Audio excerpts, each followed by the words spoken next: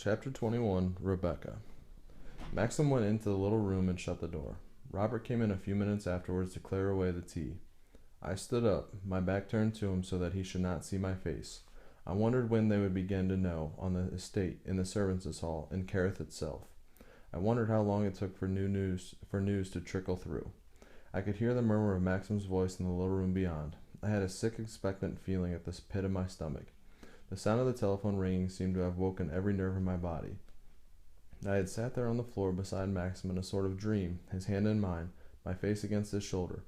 I had listened to his story, and part of me went with him like a shadow in his tracks. I too had killed Rebecca. I too had sunk the boat there in the bay.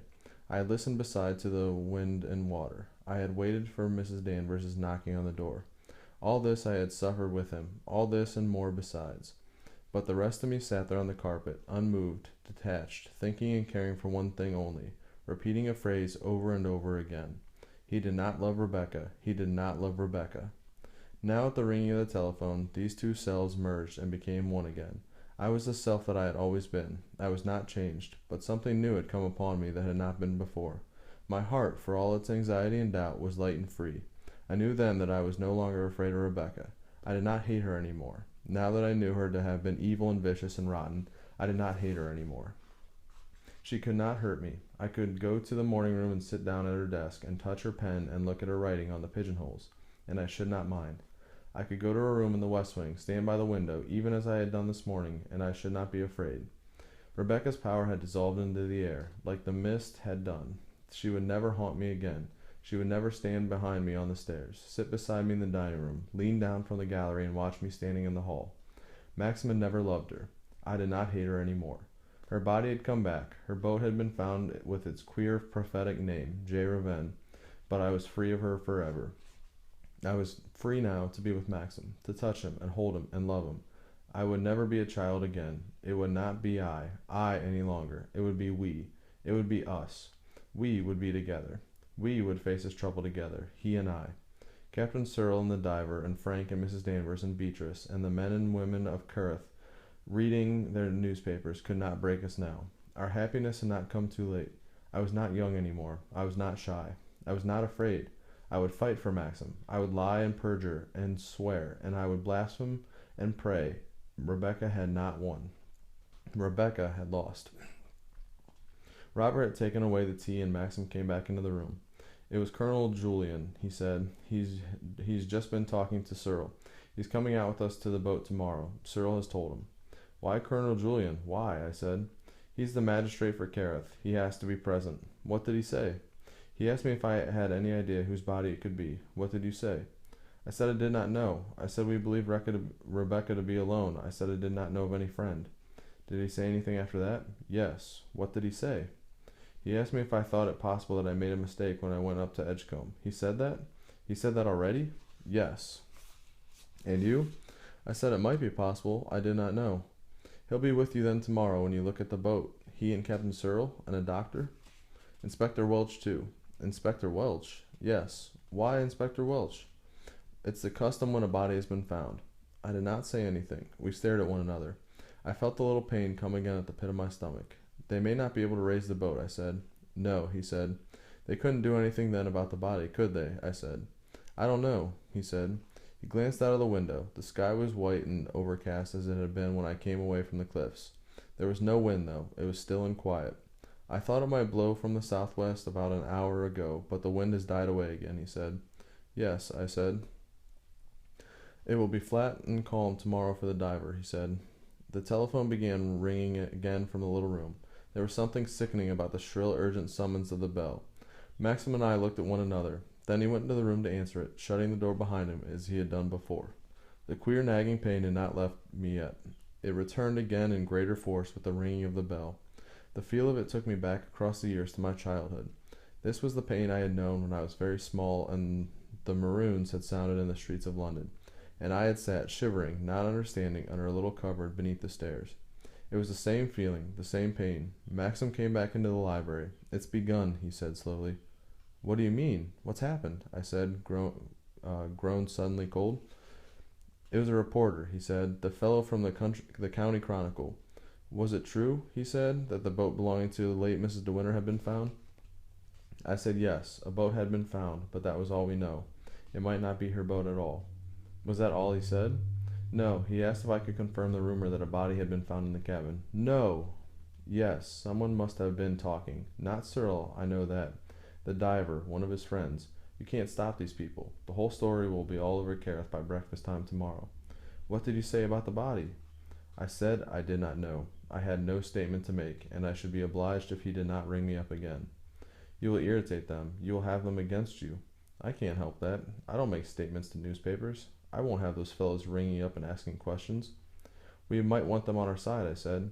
If it comes to fighting, I'll fight alone, he said. I don't want a newspaper behind me. The reporter will ring up someone else, I said. He will get on to Colonel Julian or Captain Searle. He won't get much change out of them, said Maxim. If only we could do something, I said. All these hours ahead of us. We sit here idle, waiting for tomorrow morning. There's nothing we can do, said Maxim. We went on sitting in the library. Maxim picked up a book, but I know he did not read. Now and again I saw him lift his head and listen, as though he heard the telephone again. But it did not ring again. No one disturbed us. We dressed for dinner as usual.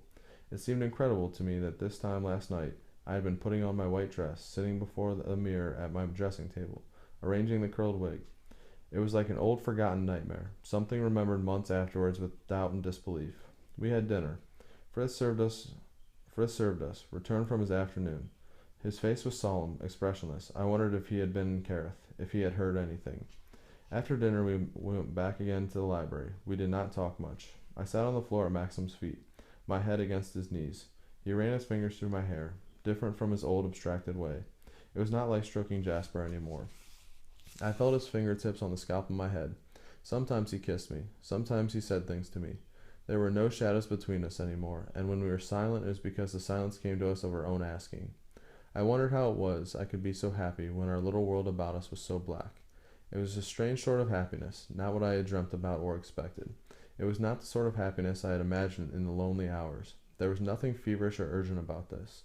It was a quiet, still happiness. The library windows were open wide, and when we did not talk or touch one another, we looked at the dark, dull sky. It must have rained in the night, for when I woke the next morning, just after 7, and got up, and looked out of the window, I saw the roses in the garden below were folded and drooping, and the grass banks leading to the woods were wet and silver.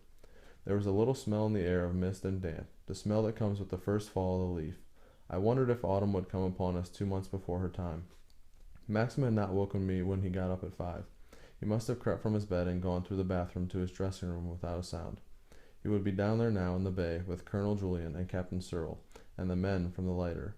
The lighter would be there, the crane and the chain, and Rebecca's boat coming to the surface. I thought about it calmly, coolly, without feeling. I pictured them all down there in the bay, and the little dark hull of the rising boat slowly to the surface, sodden, dripping, the grass-green seaweed and the shells clinging to her sides. When they lifted her onto the lighter of the water, the water would stream from her sides back into the sea again. The wooded little boat would look soft and gray, pulpy in places.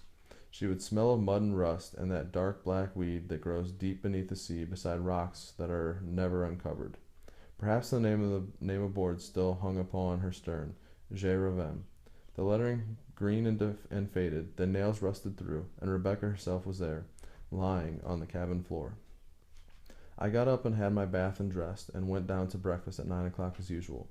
There were a lot of letters on my plate, letters from people thanking us for the dance. I skimmed through them. I did not read them all. Frith wanted to know whether to keep the breakfast hot for Maxim.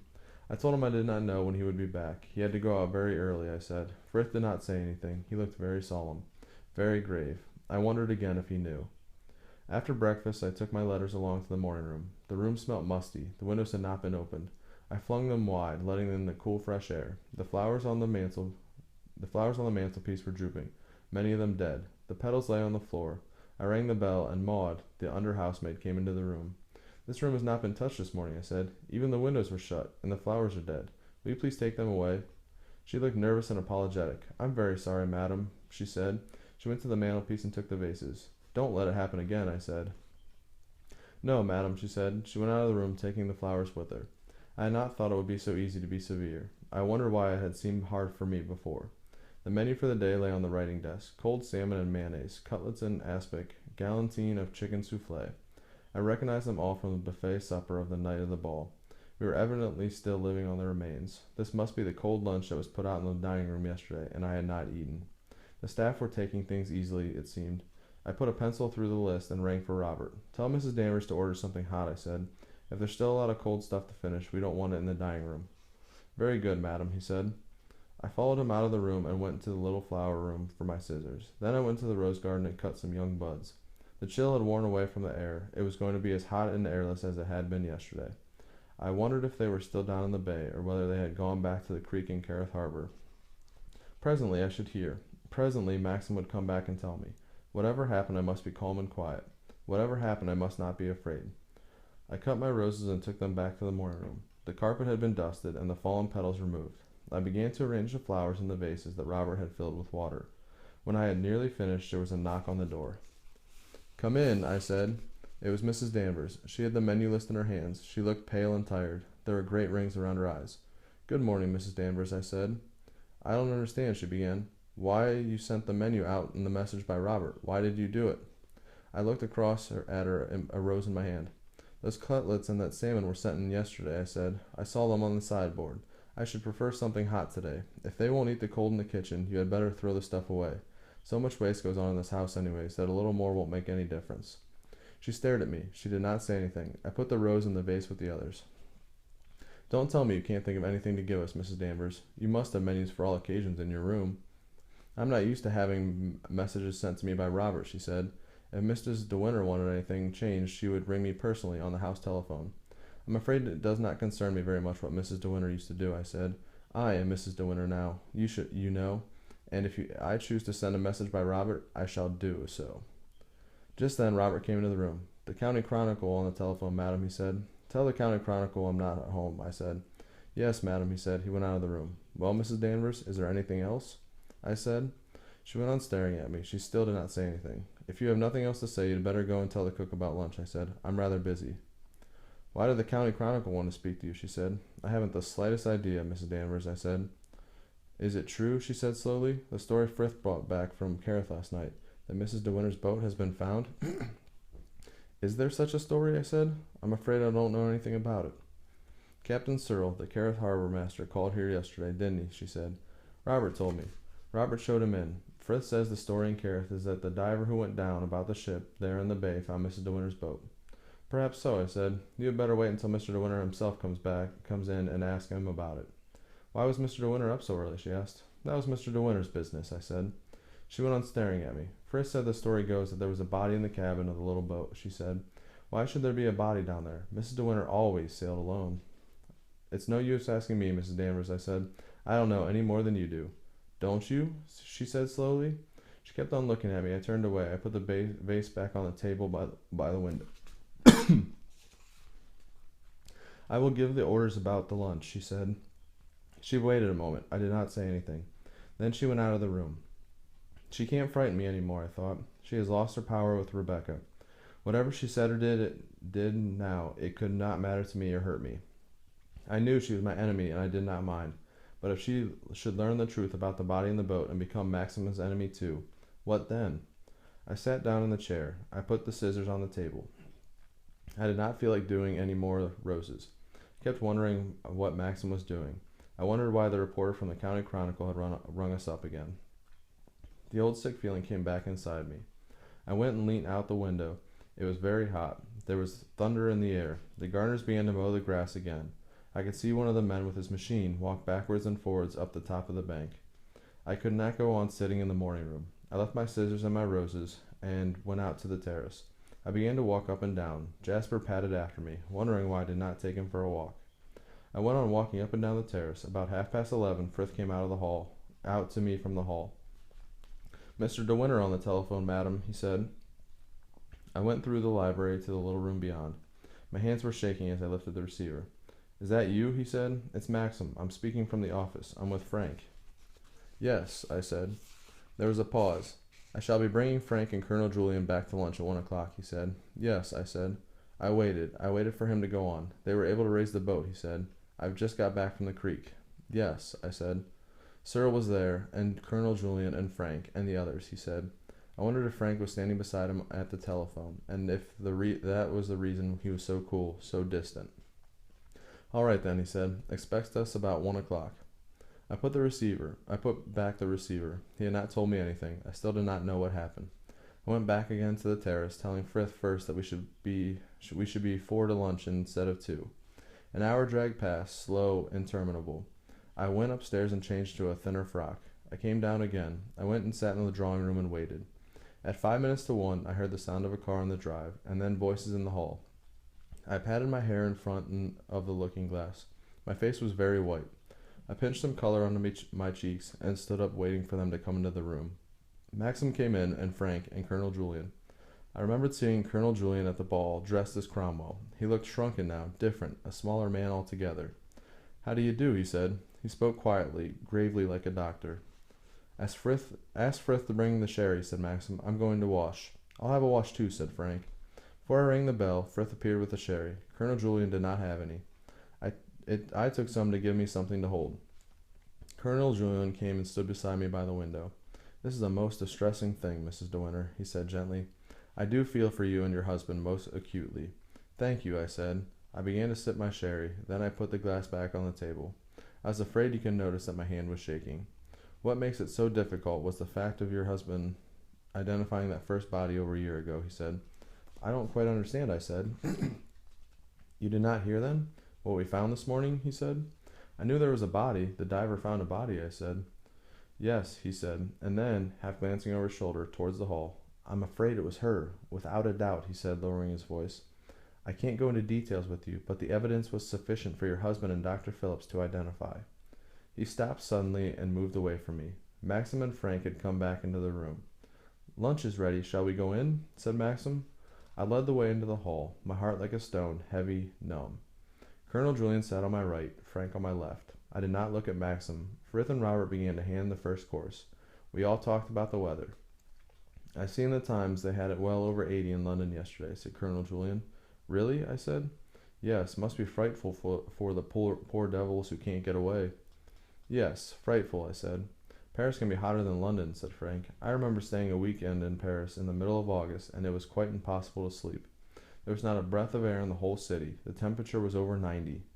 Of course, the French always sleep with their windows shut, don't they? Said Colonel Julian. I don't know, said Frank. I was staying in a hotel. The people were mostly Americans. You know France, of course, Mrs. De Winter, said Colonel Julian. Not so very well, I said. Oh, I had the idea you lived there many years out there. No, I said. She was staying in Monte Carlo when I met her, said Maxim. You don't call that France, do you?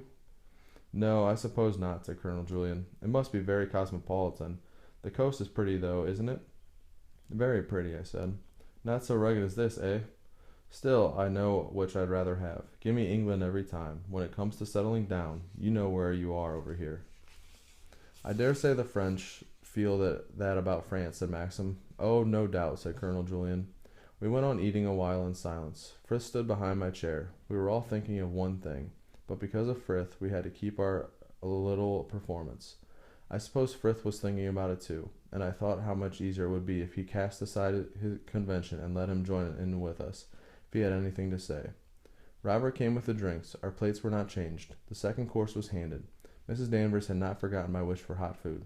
I took something out of a casserole covered in mushroom sauce. I think everyone enjoyed your wonderful party the other night, said Colonel Julian.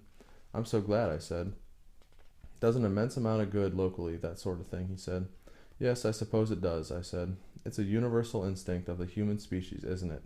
That desire to dress up in some sort of disguise, said Frank. I must be very inhuman then, said Maxim. It's natural, I suppose, said Colonel Julian, for all of us to wish to look different. We are all children in some ways. I wondered how much pleasure it had given him to disguise himself as Cromwell. I had not seen much of him at the ball. He had spent most of the evening in the morning room, playing bridge. You don't play golf, do you, Mrs. De Winter? Said Colonel Julian. No, I'm afraid I don't, I said. You ought to take it up, he said. My eldest girl is very keen, and she can't find many young people to play with her. I gave her a small car for her birthday, and she drives herself to the north coast every day. It gives her something to do. How nice, I said. She ought to have been the boy, he said. My lad is different altogether. No earthly use at games. Always writing poetry. I suppose he'll grow out of it. Oh, rather, said Frank. I used to write poetry myself when I was his age. Awful nonsense, too. I never write any now. Good heavens, I should hope not, said Maxim. I don't know where my boy gets it from, said Colonel Julien. Certainly not from his mother or from me. There was another long silence. Colonel Julien had a second dip into the casserole. Mrs. Lacey looked very well the other night, he said. Yes, I said. Her dress came adrift as usual, said Maxim. Those Eastern garments must be the devil to manage, said Colonel Julien. And yet, they say, you know, they are far more comfortable and far more cooler than anything you ladies wear in England. Really? I said. Yes, so they say. It seems all that loose drapery throws off the hot rays of the sun. How curious, said Frank. You think it would have just the opposite effect. No, apparently not, said Colonel Julien. Do you know the East, sir? Said Frank. I know the Far East, said Colonel Julien. I was in China for 5 years, then Singapore. Isn't that where they make the curry? I said. Yes, they gave us very good curry in Singapore, he said. I'm fond of curry, said Frank. Ah, it's not curry at all in England, it's hash, said Colonel Julien. The plates were cleared away, a souffle was handed, and a bowl of fruit salad. I suppose you are coming to the end of your raspberries, said Colonel Julien. It's been a wonderful summer for them, hasn't it? We've put down pots and pots of jam. I never think raspberry jam is a great success, said Frank. There are always so many pips.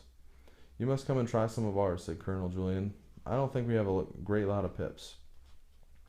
We were going to have a mass of apples this year at Manderley, said Frank. I was saying to Maxim a few days ago, we ought to have a record season. We shall be able to send a lot up to London. Do you really find it pays, said Colonel Julien? By the time you've paid for your men and the extra labor, and then the packing and the carting, do you make any sort of profit? Oh, Lord, yes, said Frank. How interesting. I must tell my wife, said Colonel Julien. The souffle and the fruit salad did not take long to finish. Robert appeared with cheese and biscuits, and a few minutes later Frith came with the coffee and cigarettes. Then they both went out of the room and shut the door. We drank our coffee in silence. I gazed steadily at my plate. I was saying to your wife before luncheon, De Winter, began Colonel Julien, resuming his first quiet, confidential tone, that the awkward part of this whole distressing business is the fact that you identified that original body. Yes, quite, said Maxim. I think the mistake was very natural under the circumstances, said Frank quickly. The authorities wrote to Maxim asking him to go up to Edgecombe, presupposing before he arrived that the body was hers, and Maxim was not well at the time. I wanted to go with him, but he insisted on going alone. He was not in a fit state to undertake anything of the sort. That's nonsense, said Maxim. I was perfectly well. Well, it's no use going into it all now, said Colonel Julien. You made the first identification, and now the only thing to do is to admit the error. There seems to be no doubt about it this time. No, said Maxim. I wish you could be spared from the formality and the publicity of an inquest, said Colonel Julien, but I'm afraid that's quite impossible. Naturally, said Maxim. I don't think it need take very long, said Colonel Julien. It's just a case of you reaffirming identification, and then getting Tab, who you say converted the boat when your wife brought her from France.